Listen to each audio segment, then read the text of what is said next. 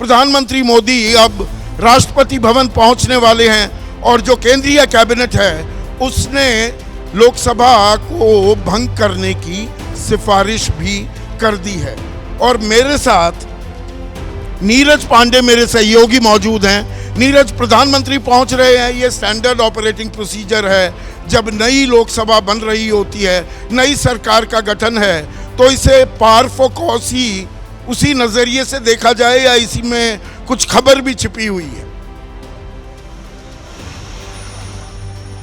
बिल्कुल संदीप, उसी नजरिए से देखना चाहिए क्योंकि ये औपचारिकता है। प्रधानमंत्री नरेंद्र मोदी पहुंच चुके हैं राष्ट्रपति भवन और मेरी जो जानकारी है राष्ट्रपति द्रौपदी मुर्मू जी से उनकी मुलाकात चल रही है और इस दौरान वो दो चीज़ें होगी। एक तो अपना इस्तीफा सौंपेंगे और दूसरा ये है कि 17वीं लोकसभा को भंग करने की जो अनुशंसा कैबिनेट ने की है उस अनुशंसा पत्र को भी सौंपेंगे कि ये औपचारिक रूप से अब लोकसभा 17वीं भंग हो चुकी है और ये मेरा इस्तीफा सौंपिए। ये बात सही है। इस प्रक्रिया के बाद राष्ट्रपति उनको एक जैसे औपचारिकता होती है कि अगली सरकार के गठन तक उनको प्रधानमंत्री पद केयर टेकर प्रधानमंत्री के रूप में काम करने के लिए कहेंगी और अगली सरकार गठन तक वो केयर टेकर प्रधानमंत्री के रूप में बने रहेंगे। हमारी जो जानकारी है शाम को चूंकि 4 बजे एनडीए की बैठक है और एनडीए की बैठक में वो भी प्रक्रिया हो जाएगी जिसमें कि एनडीए से समर्थन पत्र लेके एक बार फिर से हो सकता है आज शाम तक ही प्रधानमंत्री नरेंद्र मोदी दोबारा राष्ट्रपति से मुलाकात करें और उस समय अपना समर्थन पत्र सौंपें कि नई सरकार का गठन का क्या फार्मूला होगा। जी संदीप। बिल्कुल नीरज, ये होता है ना, एक तजुर्बेकार रिपोर्टर जब फील्ड में होता है वो एंकर के अगले सवाल का आधा जवाब तो पहले ही दे देता है।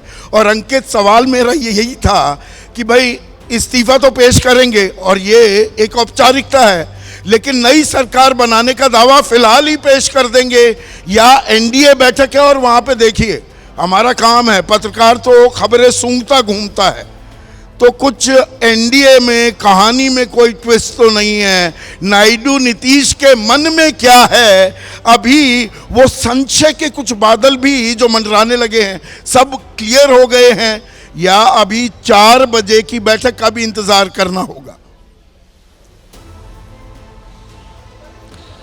संदीप जी, वैसे तो जो है काफी हद तक माना जा सकता है कि वो संशय के जो बादल मंडरा रहे थे, सुबह से जो 2-3 बयान सामने आए हैं उससे वो साफ होते दिख रहे हैं। पहला बयान खुद चंद्रबाबू नायडू ने जो कह दिया कि हम एनडीए का हिस्सा हैं, एनडीए की बैठक में हिस्सा लेने जा रहे हैं। दूसरा जो जेडीयू के नीतीश कुमार भले ही ना खुलकर कुछ बोले हो, लेकिन उनके जो करीबी लोग हैं, फिर चाहे वो केसी त्यागी हो या फिर जो है संजय झा हो, उन्होंने साफ तौर पर कहा कि हम एनडीए का हिस्सा हैं। और वहां पर केसी त्यागी ने तो यहां तक कह दिया है कि जब जो है 4 बजे बैठक होगी वहां पर हम अपना समर्थन पत्र भी सौंपेंगे। यानी कि अब तक तो संशय के बादल जो है जो मंडराते दिख रहे थे वो दूर होते दिख रहे हैं, लेकिन ये भी आपको भी पता है कि राजनीति में ना कोई अस्थाई दुश्मन होता है और ना कोई जो है अस्थाई दोस्त होता है, स्थायी दोस्त होता है। तो ऐसे में ये कह देना कि सब कुछ वैसा ही होने जा रहा है जैसा कि अभी तक चर्चाएं चल रही हैं, अभी कुछ भी कहना जल्दबाजी है। लेकिन फिलहाल इतना जरूर है, अब तक के जो बयान है वो तो इसी बात की ओर इशारा कर रहे हैं कि टीडीपी यानी कि चंद्रबाबू नायडू, नीतीश कुमार समेत जो बाकी अन्य दल हैं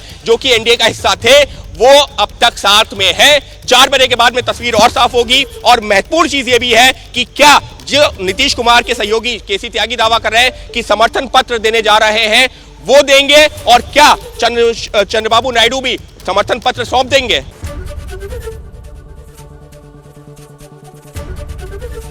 एबीपी गंगा, खबर आपकी, जुबान आपकी।